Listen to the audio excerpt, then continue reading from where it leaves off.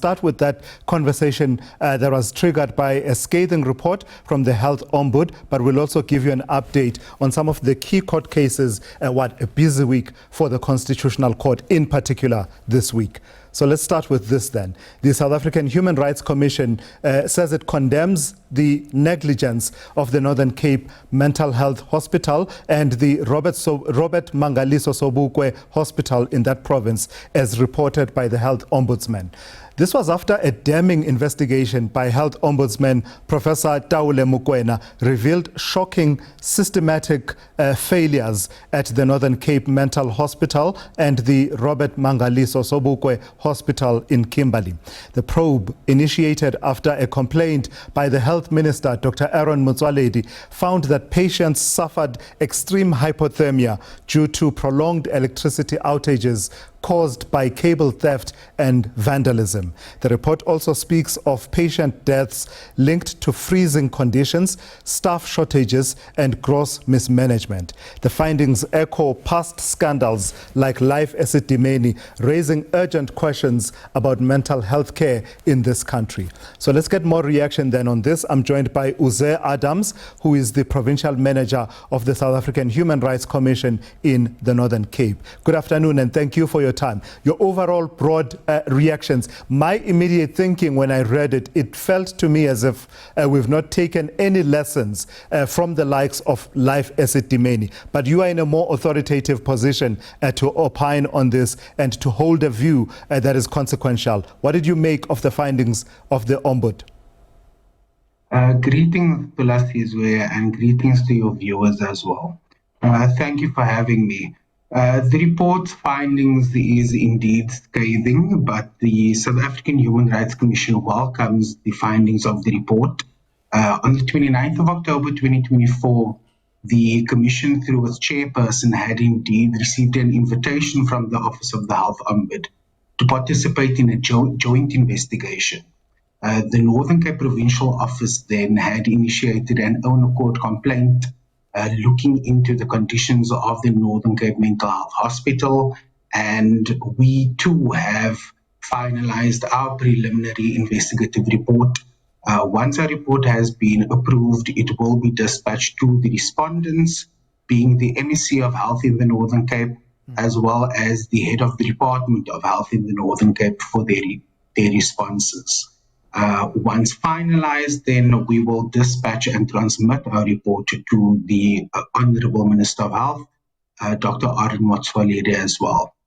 Our own findings through our investigation does in fact reveal that there are systemic human rights violations, and we do too also make findings and recommendations in that regard.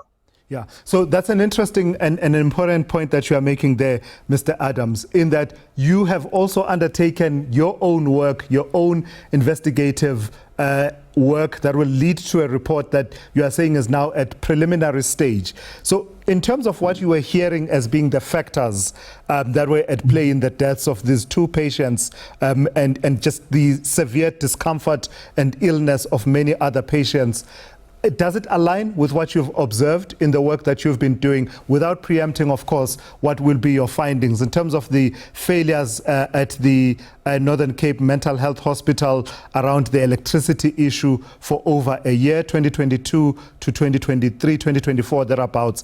Does it align with that, as well as the failures of care by the health professionals? It certainly does align to Lasizwe. We found that there was an underutilization of commissioned bed capacity. So the facility had been operating at 53% bed capacity. Of 287 beds, only 153 beds were in use. We had also found that there was severe infrastructural decay, including holes in ceilings, peeling walls and unkept surroundings, which would compromise safety. The persistent electricity supply failures and power outages certainly contributed to the condition of the facility. This was further exacerbated by the absence of a robust backup energy system, We further found that there was non-functional telecommunications and security systems, including CCTV, biometric access, as well as alarms, further compromising safety and security. In addition, we found that sanitation had been deficient. There had been broken boilers, a lack of hot water, adequate water supply, inoperable climate control systems and maintenance of key infrastructure, which really rendered large portions of the facility uninhabitable. We further found that there was the closure and relocation of core services, including the hospital laundry, and importantly, the pharmacy due to infrastructural and security failures. Yeah. So as you and I are talking, we have a graphic on the screen there that talks to this element of professional negligence and mismanagement. And I don't mind sharing that part of our endeavors ahead of this show included reaching out to the Health Professions Council, which regulates the conduct of health professionals. And we were sent from pillar to post. And I don't know, just from your perspective as the Human Rights Commission, to the extent that there were these failures that were revealed by the ombud in the report, and the minister has expressed his own concern about it and actually kicked the ball towards the direction of the Health Professions Council, whom, as I say, have not been able to respond at this point.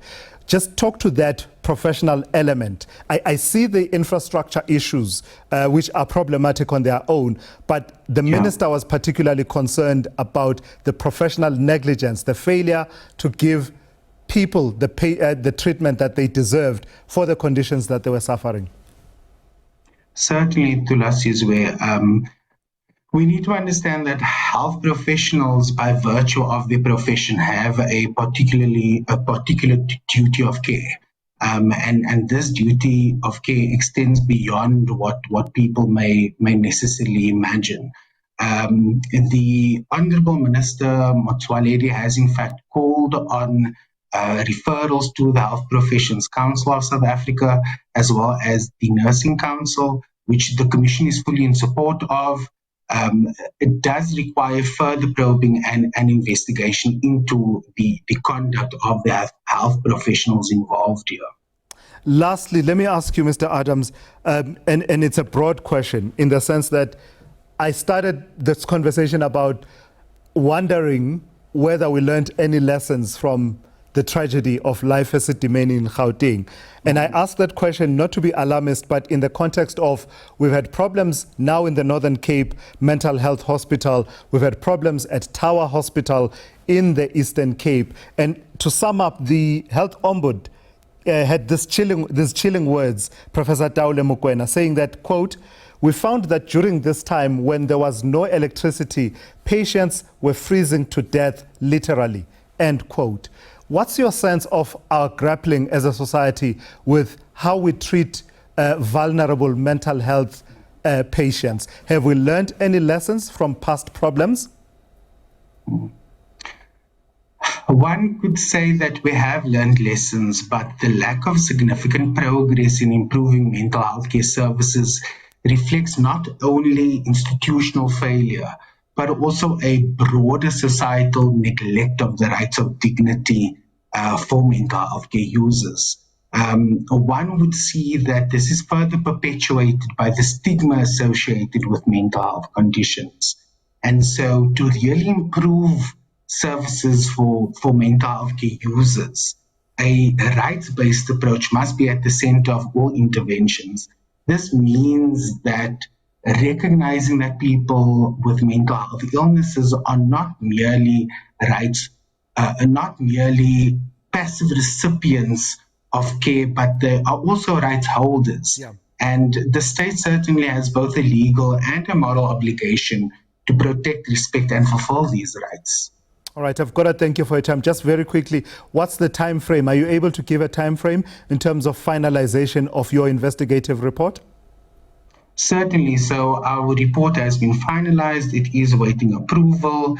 At the media briefing with the Health Ombud, I have indicated to the Minister that he may expect to receive our report in the coming weeks. All right, thank you for that. That's Uze Adams, who is the Provincial Manager of the South African Human Rights Commission in the Northern Cape. So do look out for that report. It will be the second report that deals with this situation at the Northern Cape Mental Health Hospital, as well as the Robert Mangaliso Sobukwe Hospital in Kimberley.